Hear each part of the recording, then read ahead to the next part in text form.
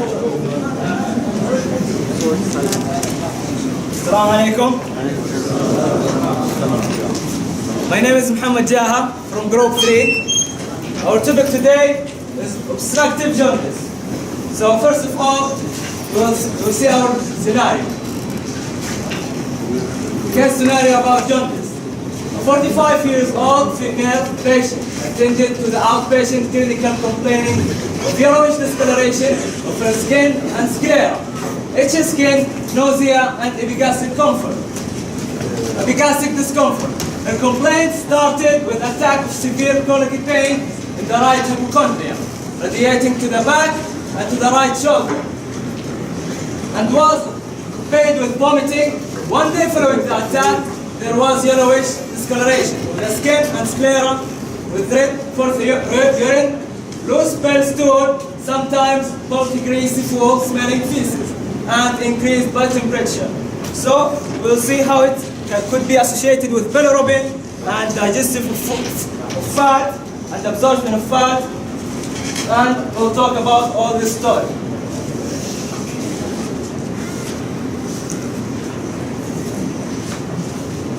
Assalamu alaikum. From Global. I will talk about the liver, which is an important subject in our topic today. The liver is the largest gland in the body. It's soft and located in the upper part of the abdominal cavity just beneath the diaphragm. It occupies the whole right hypochondrium and parts of epigastrium and left hypochondrium. Functions of the liver. The liver has a wide variety of functions. I will talk about three basic functions. The first function, production and secretion of bile, which is involvement in the metabolic activities related to carbohydrate, fat, and protein metabolism. Also filtration of the blood and removing of bacteria and foreign particles from the lumen of intestine. The second function, synthesis of heparin, which is an anticoagulant substance. The third function is synthesis of bile pigment and bile salts. The liver is wedge-shaped and has 5 surfaces: anterior surface, posterior surface, superior surface, inferior surface, and right lateral surface. The liver composed of 2 kinds of lobes: anatomical lobes and surgical lobes. The anatomical lobes are large right lobe and small left lobe, which separated by 3 ligaments: falciform ligament on the anterior and superior surfaces, ligamentum venosum on the posterior surface, and ligamentum teres on the inferior surface.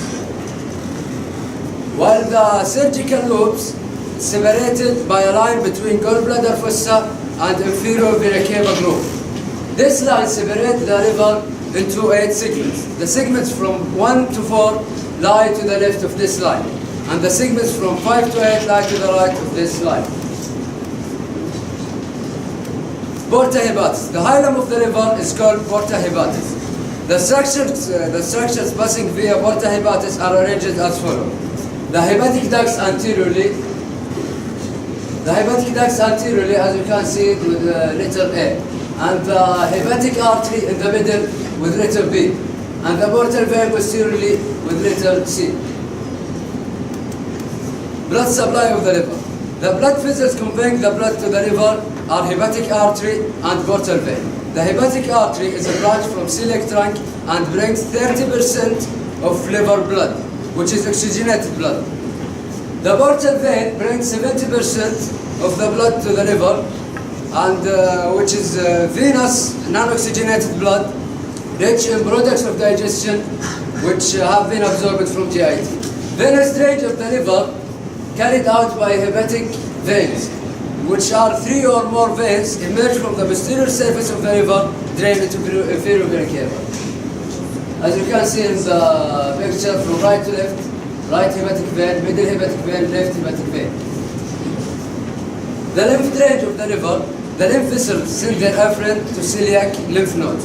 A few lymph vessels drain into posterior mediastinal lymph nodes, which is an important point in liver cancer. Nerve supply of the liver by sympathetic and parasympathetic nerves from celiac from celiac plexus. The anterior vagal trunk gives a large hepatic branch which passes directly to the liver. And thank you for your attention.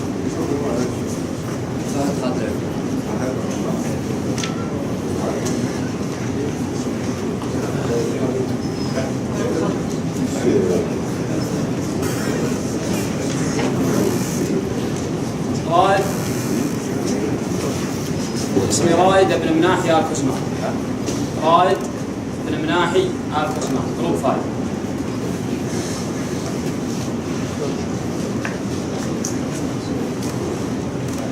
I'm going to talk about the anatomy of gallbladder. Gallbladder is a pear-shaped sac full of bile lying on the undersurface of the liver. Has a capacity from 30 to 50 milliliter of bile. It lies in contact with the visceral surface of the liver between the quadrate lobe, which is called the fourth segment and the fifth segment of the right lobe of the liver. Here you can see the parts of the gallbladder. It consists of fundus, body, and the neck, which has the cystic duct in its continuation. The gallbladder lies in the inferior surface of the liver, except the fundus, which has a direct relation to the anterior abdominal wall, in the tip of the ninth costal cartilage, in the end of the linea semilunaris. But posteriorly, we have the first and the second parts of the duodenum and the transverse column. So, if there was a gallstone in the gallbladder and ulcerated the wall of the gallbladder and penetrated it, there would be two possibilities. It may penetrate the duodenal wall and goes through the small intestines and may stuck in the ileocecal valve and cause intestinal obstruction. Or it might penetrate the wall of the transverse colon and goes out with feces. Blood supply of the gallbladder is arterial supply by the cystic artery, which is a branch from the right hepatic artery and receives small arteries from the liver. And venous drainage by the cystic vein, which drains into the portal vein in addition to small veins to the liver.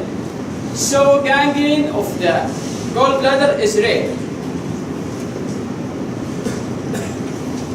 Gallbladder is innervated by sympathetic fibers from the thoracic 7, 8, and 9 spinal nerve segments, which govern the splanchnic nerves from the celiac plexus. And the parasympathetic is by the vagus nerve, and sensory fibers by the right phrenic nerve, which has the root cervical 3, 4, and 5. During contraction to the gallbladder to expel the stool, afferent pain is carried with the sympathetic segments T7, 8, and 9 to be referred in the epigastrium, the right hypochondrium, and below the inferior angle of the scapula.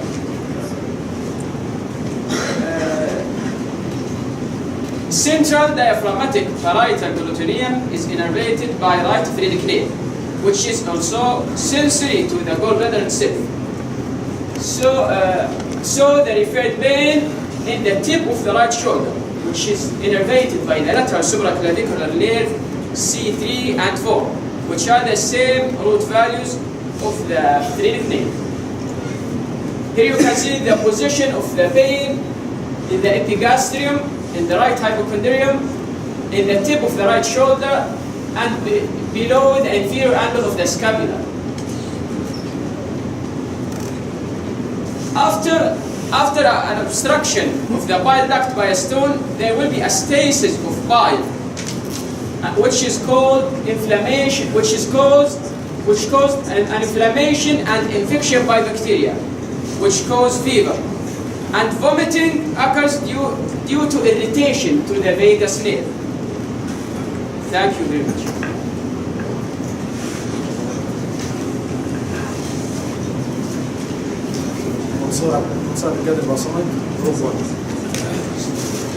I have talked about the biliary system. The biliary system creates, move creates, move, store, and release bile into the digested food. The bile system includes gallbladder, bile duct, and certain cells inside the liver, and also bile duct outside of the liver. The duodenum consists of 4 parts, as we can see. The second part of the duodenum receives part of the pancreatic juice and bile. In the internal surface of the second part of the duodenum, we have a couple of openings. We have the major and minor duodenum papillae, which are important as they allow the bile and pancreatic juice to flow through the wall of the duodenum. The formation of common bile duct. The formation of the common bile duct. The gallbladder. Let's start with the gallbladder. The gallbladder located inferiorly to the liver, and it's important for storing and concentrating the bile. It consists of 3 parts: fundus, body, and neck. And from the neck we can see the cystic duct. The cystic duct is going to unite with the common hepatic duct. The common hepatic duct is formed by union of left and right hepatic duct, which drain the bile from the 2 functional loops of the liver, the right and left functional loop of the liver. The common hepatic duct and the cystic duct is going to pass out through the portal hepatic of the liver, and form what's known as the common bile duct. The common bile duct will descend posteriorly to the first part of the duodenum and posteriorly to the accessory pancreatic duct.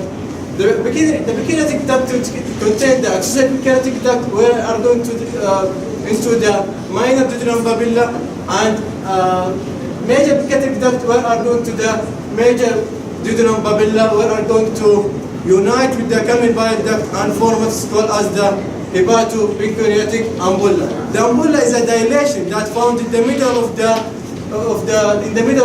descending duodenum, and which is surrounded by a sphincter. The sphincter is called hepatopancreatic sphincter, which are regulated by autonomical nervous system. So by the parasympathetic, the sphincter is going to dilate and allow the pancreatic juice and bile to flow through the major pancreatic duct, while by the sympathetic, the sphincter is going to contract and prevent the bile and pancreatic juice to pass through the major duodenum papilla. So as the bile continues to produce by hepatocytes and flow through the common bile duct, when it gets to the closed or contracted sphincter, the bile will flow back into the gallbladder and will be stored there. The relation of common bile duct. The common bile duct is 3 inches long, and the supraduodenal segment is 1 inch, and it's in the right lesser omentum, and posterior to the common bile duct will be the portal vein, and left with the hepatic artery. The retroduodenal segment is 1 inch and descends posterior to the first part of the duodenum, and posterior to the common bile duct will be the portal vein, and left with the gastric duodenal artery. The inferior duodenal segment is descend posterior to the head of the pancreas, where it's going to unite with the main pancreatic duct and form what's called the hepatopancreatic ampulla, which are going to be surrounded by the sphincter, hepatopancreatic sphincter, as I said. Thank you for listening.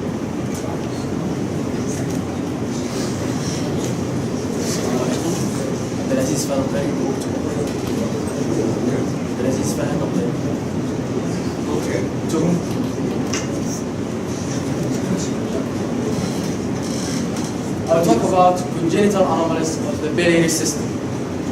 Let's start with the gallbladder. Gallbladder may be absent due to the hepatic, the outgrowth cells from the hepatic bud may be fails to develop, and that will leave us without gallbladder and no cystic duct. Another condition, the outgrowth cells from the hepatic bud may be bifurcates and form to gallbladder, and we can see here it's various form and could be very various. The other congenital anomalies, it's the absence of the cystic duct. It's the gallbladder will drain directly into the bile duct. Congenital Goldwasser cyst, it is happened due to weakness in the wall of the bile duct, and its main press in the bile duct and will cause obstructive jaundice. Biliary atresia, this can happen extrahepatic or intrahepatic. Extrahepatic it will failure to canalize, as you can see, and it's very various in its form, and jaundice will appear soon after birth. Has to be surgical correction, or if it cannot corrected, the child will die with liver failure. We can see the atresia in bile duct or entire extrahepatic or just in the hepatic duct. Intrahepatic, can happen in the liver itself, and it is caused by fatal infection. It may be lethal, or it may be lethal and may cause benign cause. Thank you for hearing. Hi, beautiful doctors. My name is Model Matrafi from Group 1. Today I'm going to talk about bile. Let's start. What's the bile? Dark, green, and yellowish in color. Consists of water, pigments, and cholesterol, and inorganic compounds and fats. Stored in gallbladder. Its function: emulsification of triglyceride, elimination of bilirubin, elimination of cholesterol, and absorption and digestion of fat, and absorption of fat-soluble vitamins. Second, bile acid. The bile acid, there are two types of bile acid: primary bile acid and secondary bile acid. Primary bile acid synthesized in the liver, and it's considered as a major end product of cholesterol. Secondary bile acid synthesized in the ileum by bacterial ileum, and it's considered as end product of primary bile acid. Formation of bile acid. Cholesterol by several reactions. It will be the end product will be cholic acid and chenodeoxycholic acid, which is considered as primary bile acid.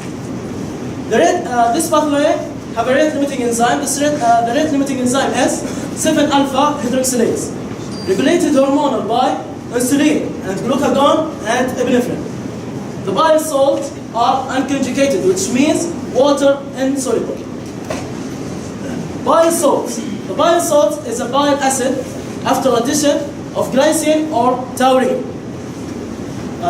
For example, cholic acid, addition of glycine will be glycocholic acid. This is primary bile salt. For example, of addition of taurine, chenodeoxycholic acid, addition of taurine, tau-chenodeoxycholic acid, which means it is considered as primary bile salt. Have amphiphilic, which means water soluble and fat soluble, and bile salts considered as are conjugated, which means water soluble. Thank you very much.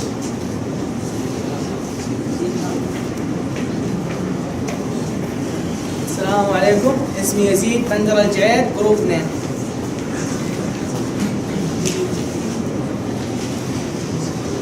Role of bile and absorption and digestion of fat. Excretion of bile. There will be regulation of excretion of the bile, and divided into two categories: cholagogues and cholinergic. The cholagogues causes contraction of the gallbladder. Example for it: fecal stimulation or CCK hormone. CCK stands for cholecystokinin. And the other category called cholinergic. Cholinergic, what causes secretion of the bile. Example for cholinergic like secretin or fecal stimulation also. And the most important cholinergic is the bile salt. CCK hormone is secreted in response of the presence of proteins and fats in the lumen of the duodenum. As you can see that the CCK hormone triggers the contraction of the gallbladder, and also CCK causes relaxation of sphincter of Oddi. The bile salt plays a major role in absorption and the digestion and absorption of the fat. The bile, besides colipase, activates the pancreatic lipase. The pancreatic lipase is the most important enzyme for digestion of the fat. There is a proper condition must be accomplished for the pancreatic lipase to work on a substance. First one, alkaline environment. meaning pH of 7 and more or more. A hydrophilic surface to work on, an emulsifying factor for better activity of the enzymes. We need the bile to accomplish these conditions. The bile will change the pH of the chyme from pH 2, which is very acidic, to a pH 7 or more, which is alkaline. Second, we know that the fat is a hydrophobic in nature, so we'll need to make it an amphiphilic. So it will have the both polarity of hydrophobic and hydrophilic. Finally, increasing the surface area by emulsification.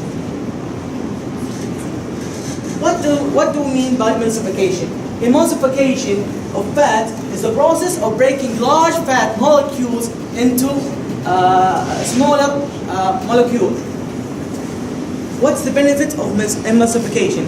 Emulsification will increase the efficiency of the enzyme. How is that? It's by increasing the surface area. As we can see in the picture here, that the bile salt will make the fat molecule, break the fat molecule into smaller droplets. The digestion of triacylglycerol.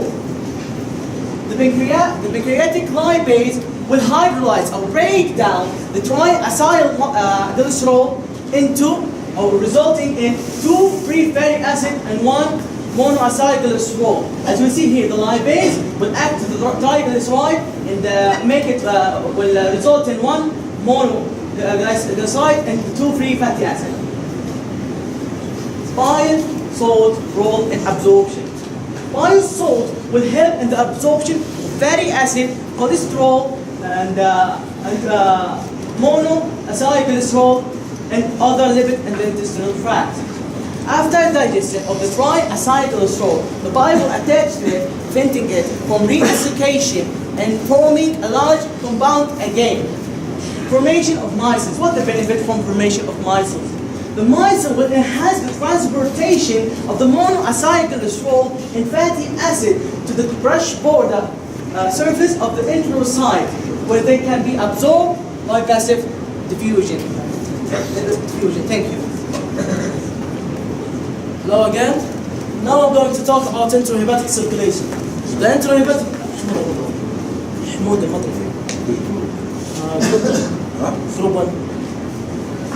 Now I'm going to talk about intrahepatic circulation. The intrahepatic circulation starts when the liver synthesizes the bile acid from cholesterol and convert the bile acid into bile salts, then store the bile salts in gallbladder as a bile. When the gallbladder excretes its contents into the duodenum, the bile salts do its function by absorption and digestion of fat and fat-soluble vitamins and emulsification and activation of pancreatic lipase till it reaches the ileum. When the bile salts enter the ileum,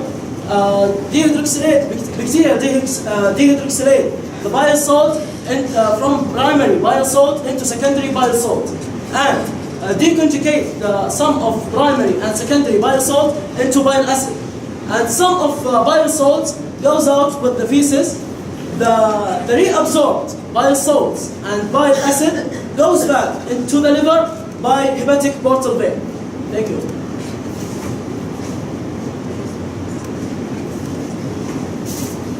السلام عليكم ورحمة الله وبركاته. نواف عبيد مقاطي جروب 4. نواف عبيد مقاطي جروب 4. Now, I will talk about bilirubin. Important points about bilirubin. First thing, does anyone know what the bilirubin is? Okay. Bilirubin is the main bile pigment that's formed from breakdown of heme in RBC. Sure. Bilirubin is endogenous onion. It is potentially toxic catabolic product of heme in RBC. It is synthesis mainly in liver, excreted with bile into small intestine, then excreted with feces or urine, recycled back to liver, which is called intrahepatic circulation, which was explained before. Normally, the level of bilirubin does not exceed 1 milligram per deciliter. A more concentration, 2 milligram per deciliter, suggests underlying liver disease. The blood sample of bilirubin must must be kept in dark before being estimated. Why? Because the light will affect the sample of bilirubin, and we have two types of bilirubin or two groups of bilirubin. First group, as we can see here, direct bilirubin, which is also called conjugated bilirubin, and it's water soluble. And next group, indirect bilirubin, which is also called unconjugated bilirubin, and it's insoluble in water. Okay, according to what are they classified? These two experiments have been done by van der Berg. He's a German scientist in 1961. He had two cases and conducted experiment on them. In first case, as we can see here, hepatic, and next case, neonatal jaundice. In first case, he put diazo reagent and the results directly appear of color. But in second case, neonatal jaundice, he put again diazo reagent, but here, as we can see, no color, no result. And put again accelerator alcohol and result appear, but here indirectly. That's why we have two types of bilirubin or two groups of bilirubin. And thanks a lot. Thank you, Nawaf. Assalamu alaikum. My name is Badr Walid Rafi from Group 3. I'll talk about bilirubin metabolism. Okay, what do we know about bilirubin metabolism? When someone hears bilirubin metabolism, they think that it's the degradation of RBC, but that's wrong. It needs many detailed processes. I'll simplify it by using those diagrams as we see. These are RBCs. When we degrade the RBCs from right and left, okay, by using the macrophage, when the macrophage is degraded by, when the RBC is degraded by macrophage, either in the bone marrow, spleen, or in the Kupffer cell in the liver, it will produce us globin or heme, okay? It will produce us globin and heme. That is degradation of the RBC cells. Here you have one heme, you have one globin, one heme, one globin. Okay. Then the degradation of the heme will produce us biliverdin and iron. This is the biliverdin, this is the iron. This is iron, I'm sorry. This is biliverdin. Okay? When the biliverdin is produced and the iron, it needs an enzyme. That enzyme is the heme oxygenase. And when we produce biliverdin, it's unstable and will be quickly oxidized. Okay, by the quickly reduced by the biliverdin reductase. When we reduce the biliverdin reductase, then we'll have the bilirubin. Now we have the bilirubin, not quickly after RBC degradation. It's actually by the reduction of the biliverdin. Now we have the bilirubin. It's unconjugated. The unconjugated bilirubin is, as Nawaf said, insoluble in water. It's a lipid soluble. So the excess amount of the unconjugated bilirubin is dangerous in the blood-brain barrier, because when we have an excess amount of that unconjugated bilirubin, it will be easy to go through the brain, and it might cause conjunctivitis or in severe cases cerebral palsy. Okay, these unconjugated bilirubin, it can move freely. It needs albumin, so it can walk can transport through the blood. So the albumin carries the unconjugated bilirubin, okay? Then there is something called the conjugation. What is the conjugation? It's when we take the unconjugated bilirubin to make it a conjugated bilirubin, but it's not an easy process. We add the glucuronic acid on the bilirubin, the unconjugated bilirubin. Now we have a conjugated bilirubin, but this is not easy. We need an enzyme. The enzyme is, where is my enzyme? There is my enzyme. There is my enzyme. Okay, it's used by the UDP glucuronic transferase. Now we have the addition of the glucuronic acid. Okay, now we have the conjugated bilirubin. It moves from the liver to the second part of the duodenum through the common bile ducts. Then the conjugated bilirubin moves through all the intestine until it reaches the last part of the small intestine, at the ileum, or at the beginning of the large intestine. Then, intestine, in British called intestine. The intestine, South England. the large intestine, okay, there's a bacteria that removes the gluconic acid that is attached to the bilirubin, okay? But this is an oxidizing bacteria. When we remove the gluconic acid that attached to the bilirubin, now it transforms to a urobilinogen. When it's a urobilinogen, it's again a lipid soluble substance.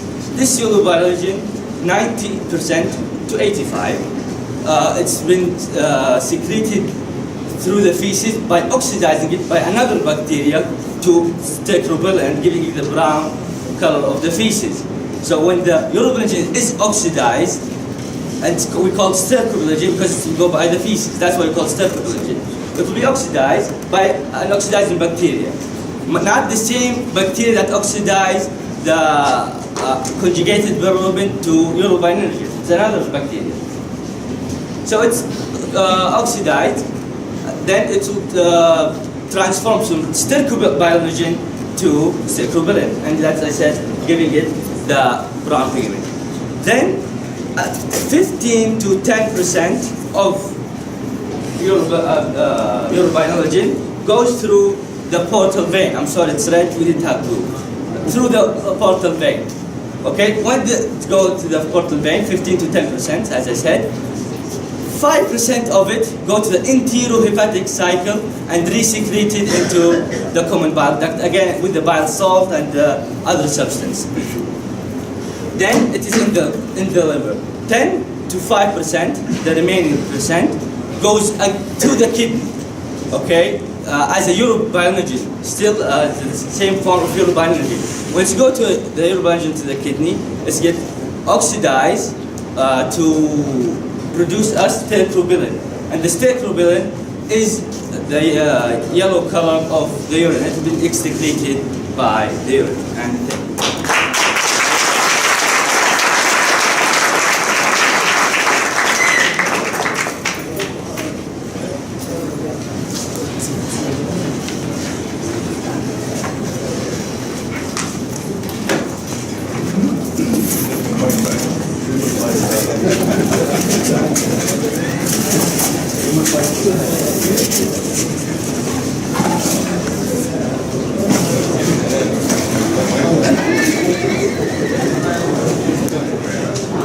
Assalamu alaikum. My name is Amir Abdelaziz Niaz. I'm from Group 5. I'll be focusing on the differential diagnosis of jaundice.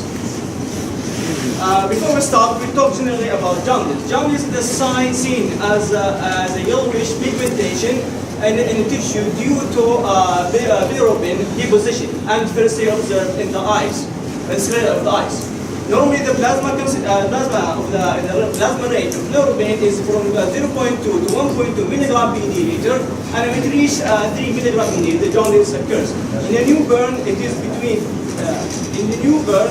from 2 to 6 milligram per deciliter, and when it reaches 15 milligram per deciliter, jaundice occurs. It can be classified into 3 types, depending on the cause. And they are pre-hepatic jaundice, intrahepatic jaundice, and post-hepatic jaundice. We will use what we have explained to see what happens. If we have hemolytic disease in liver, sickle cell disease, malaria, they will cause us to have hemolysis. The RBCs, lyses, will cause us to have overproduction of unconjugated bilirubin, which the liver itself can't conjugate all of it. The liver itself is working fine, but it has more than can handle. Therefore, we will have jaundice. This jaundice is highlighted by having a high concentration of unconjugated bilirubin in the plasma, and usually diagnosed without pain or fever. For the next class, we have hepatitis A, B, or C, alcohol, or neonatal. It will cause us to have liver dysfunction. This liver dysfunction or generalized liver dysfunction will cause us to have impairment to the uptake, conjugation, or secretion of bilirubin. This also will cause us to have hyperbilirubinemia. And And in addition to hyperbilirubinemia, and the bilirubin increase to other biochemical markers of the liver function, such as AST and ALT. And the hyperbilirubinemia will develop to jaundice. The neonatal physiological jaundice is common in the premature infants and usually it resolves within the first 10 days. If it didn't resolve, and it's treated by phototherapy. If it didn't resolve in the first 10 days, it's usually pathological and need further investigation. Because it can be due to simply due to immaturity of the enzymes involved in the bilirubin conjugation, or RH incompatibility, and or it can be caused congenital duodenal cyst, which, as has been explained, will cause us to have obstructive jaundice. For the next one, for the last one, we'll be having the post-hepatic. We have gallstones, cancer of the head of the pancreas, as caries form. This will cause it to have obstruction to the biliary tree. The obstruction will cause us, the obstruction of the biliary tree will block the biliary flow to the small intestine. Since it's blocked over here, the conjugated bilirubin and other biochemical markers and other bile compositions such as ALP will be forced to go to the blood. And it will accumulate there and cause us to have jaundice. This jaundice is highlighted by having high concentration of conjugated bilirubin in the plasma, in addition to high level of ALP. It usually has a pain first, diagnosed by having pain first, then jaundice, then fever because of the size of the bites in the bites. Okay. Since in the small intestine, since there is no conjugated bilirubin in the small intestine, there will be no formation of urobilinogen in the small intestine. And since there is no urobilinogen in the small intestine, there will be no formation. There will be no formation to the stercobilin and urobilin. And this will give us pale colored stools and dark colored green. Thank you very much.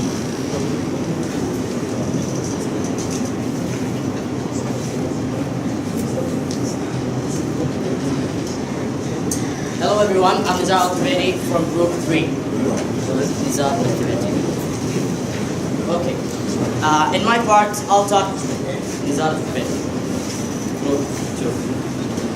معلش ممكن نقول Group 3 بس Group 2. Okay.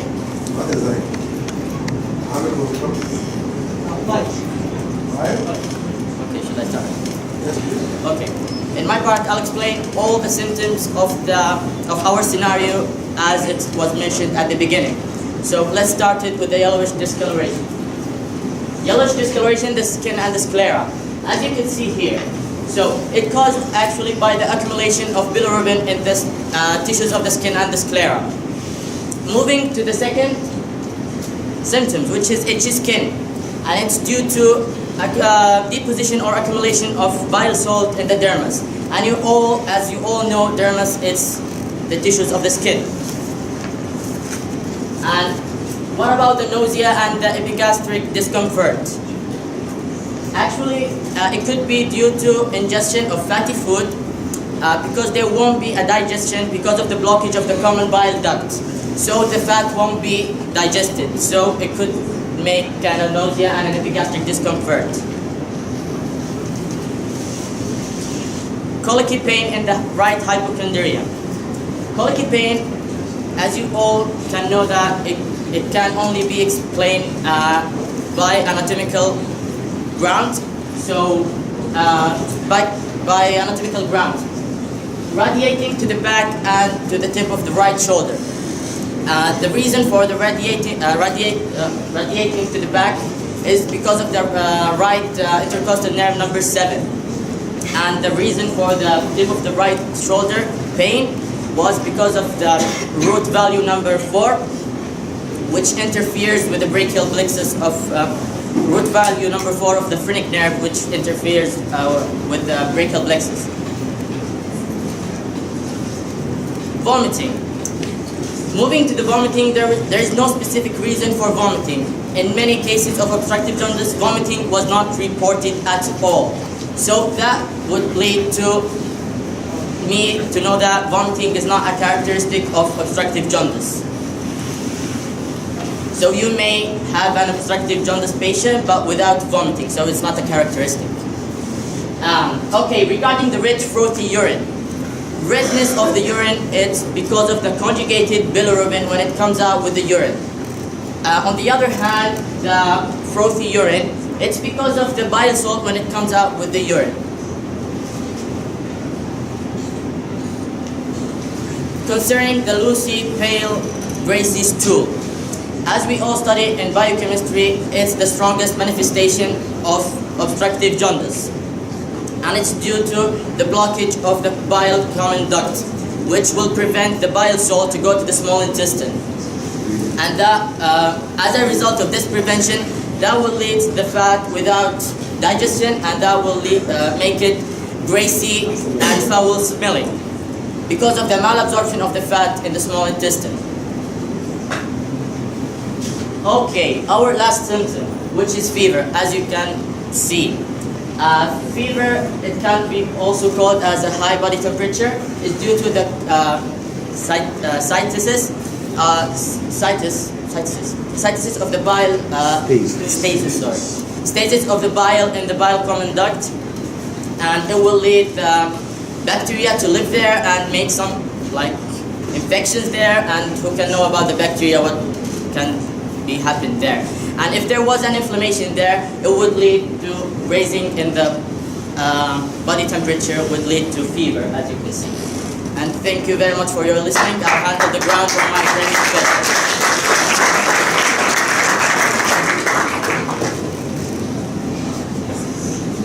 Assalamu alaikum.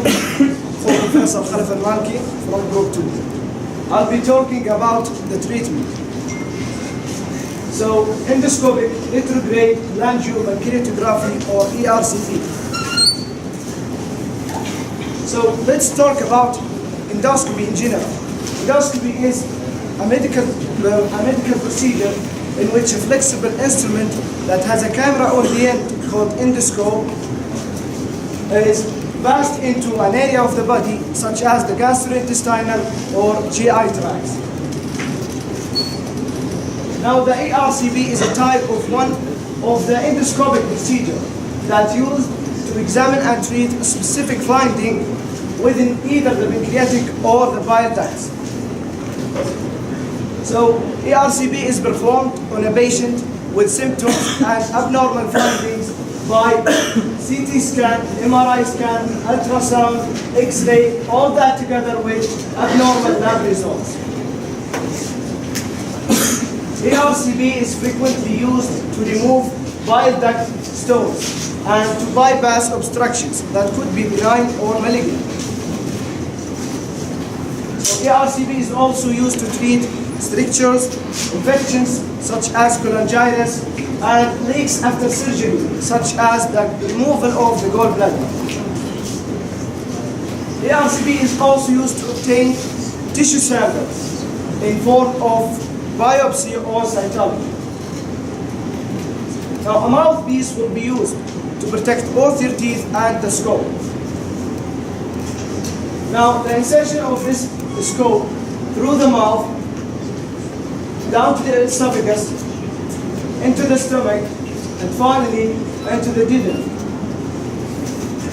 Now, air will be insufflated into the duodenum to distend it and allow better visualization. It is important to note that the secretion of the bile duct and the pancreatic duct are both jointly drains into the duodenum through the major papilla.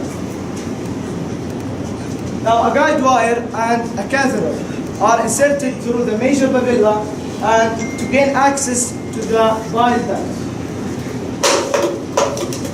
To use a fluoroscopy, which is a combination of X-ray machine, a guide wire, and contrast dye in this blue color, which is injected by a catheter.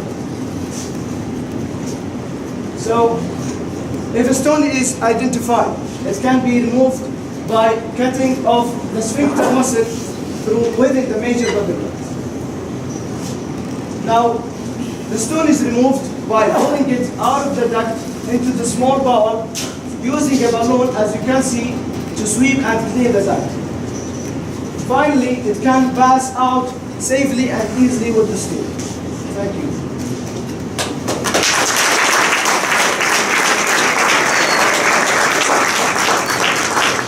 Thank you guys for your listening, and I wish that you liked the seminar, and thank you again.